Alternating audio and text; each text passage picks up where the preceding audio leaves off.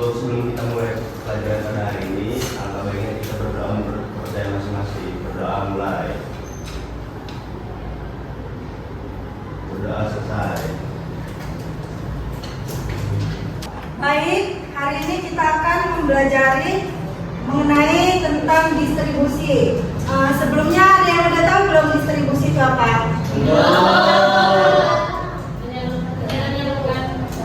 Ya, benar.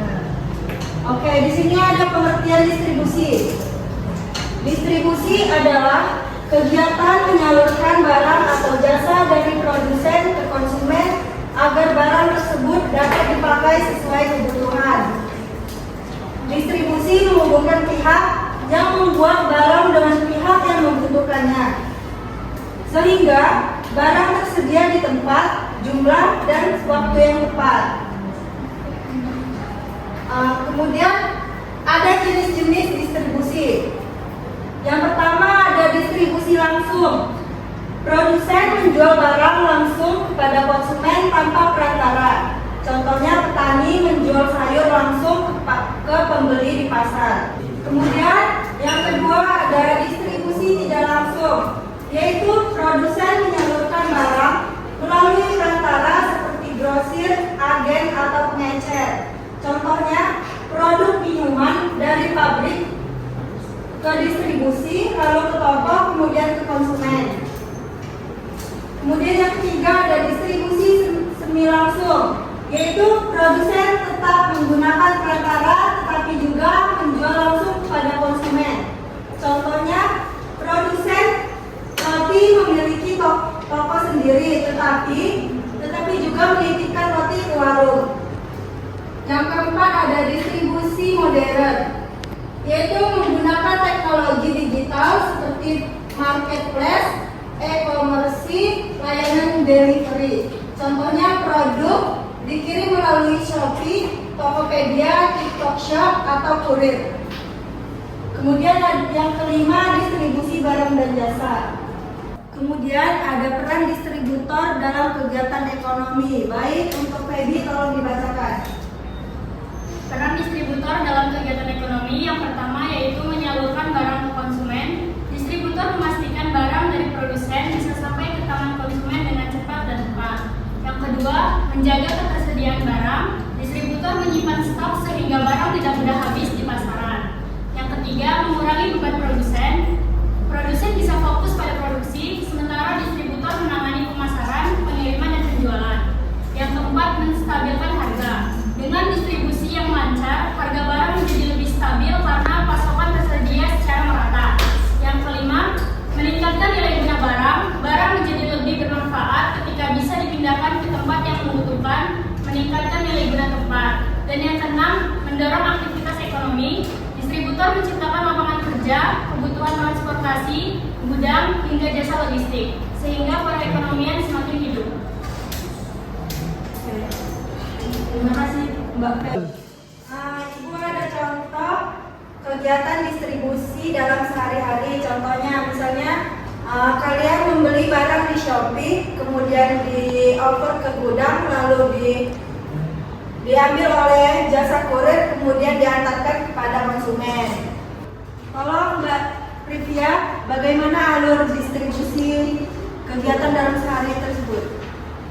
Alur distribusi yaitu dari produsen atau seller ke gudang. Setelah gudang baru diambil oleh kurir.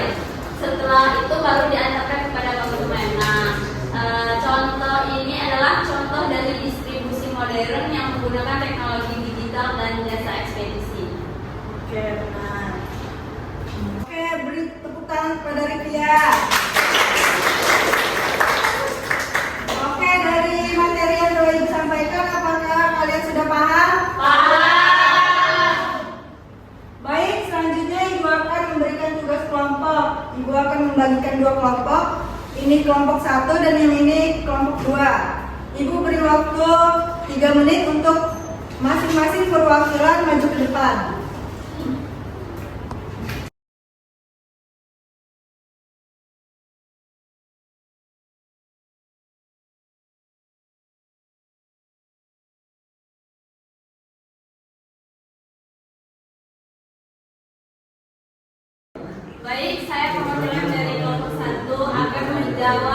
tugas dari Ibu Nadia, yaitu sebuah pabrik minuman memproduksi 10.000 botol per hari. Nah, barang tersebut dijual ke distributor besar, kemudian diteruskan ke toko-toko kecil sebelum sampai ke konsumen. Analisis alur distribusi tersebut dan sebutkan pelaku distribusi yang terlibat.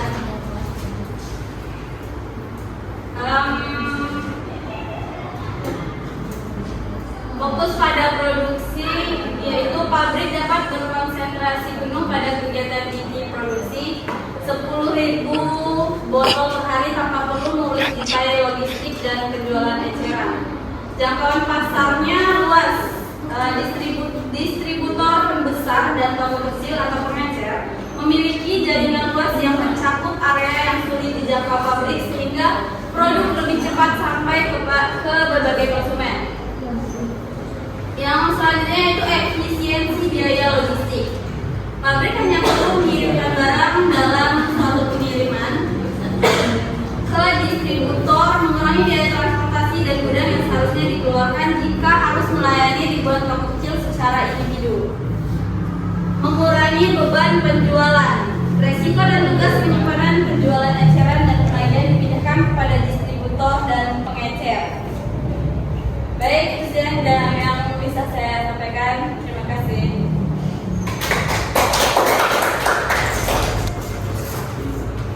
Baik, terima kasih. Jadi saya perwakilan dari kelompok 2 akan menjawab tugasnya, yaitu sebuah pabrik minuman memproduksi 10.000 botol per hari. Barang tersebut dijual ke distributor besar, kemudian diteruskan ke toko-toko kecil sebelum sampai ke konsumen. Jadi analisis alur distribusinya, yaitu pabrik minuman memproduksi 10.000 botol per hari. Setelah selesai produksi, minuman tersebut akan dikemas dan juga disimpan di gudang pabrik. Lalu setelah disimpan, produsen itu akan menjual ke distributor besar, dan distributor besar itu akan mengirimkan barang-barang tersebut ke toko-toko kecil seperti minimarket ataupun toko kecil lainnya, dan konsumen itu bisa membeli barang yang diproduksi tersebut di toko yang telah disediakan.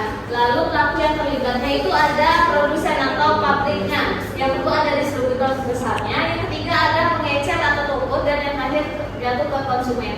Mungkin itu saja. Ya, baik, terima kasih Nak. Kak, Sebelum Ibu menutup materi pada siang hari ini, Ibu akan menarik kesimpulan. Kesimpulannya adalah distribusi adalah proses menyalurkan barang dari produsen ke konsumen.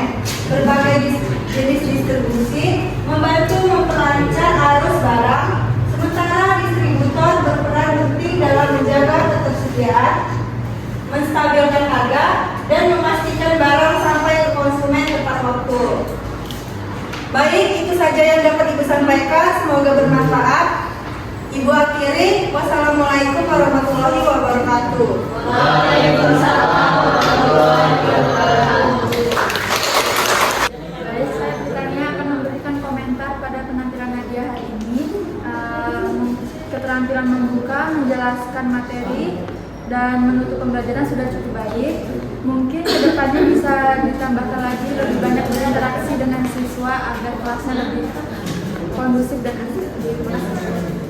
oke baik, terima kasih atas kesempatannya. Saya akan membacakan komentarnya. Keterampilan mendesain pembelajarannya atau RPP-nya sudah cukup baik.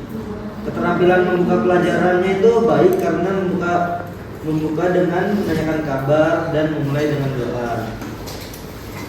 Yang ketiga itu ada keterampilan menguasai dan menjelaskan materinya itu baik sehingga dapat dipahami. Keterampilan pemakaian metode atau pendekatan dan strategi pembelajaran itu baik karena ada tanya jawab dan menyuruh siswa membaca. Yang kelima ada keterampilan penggunaan media pembelajarannya sangat menarik karena menggunakan media ajar proyektor.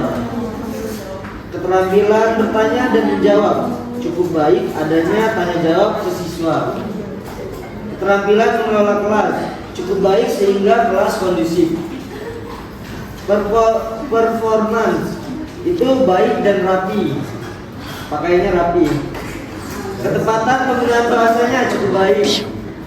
volume suara, intonasi suaranya jelas, keterampilan menyimpulkan dan mengevaluasi. Guru sudah menyimpulkan dan mengevaluasi di akhir. Keterampilan mengakhiri dan menutup pelajaran baik karena di akhir penutup mengucapkan salam. Menerapkan pendekatan deep learning sudah cukup bermakna. Terima kasih. Baik, untuk para pengamat, terima kasih atas komentarnya. Untuk kekurangannya saya akan memperbaikinya di lain waktu. Terima kasih.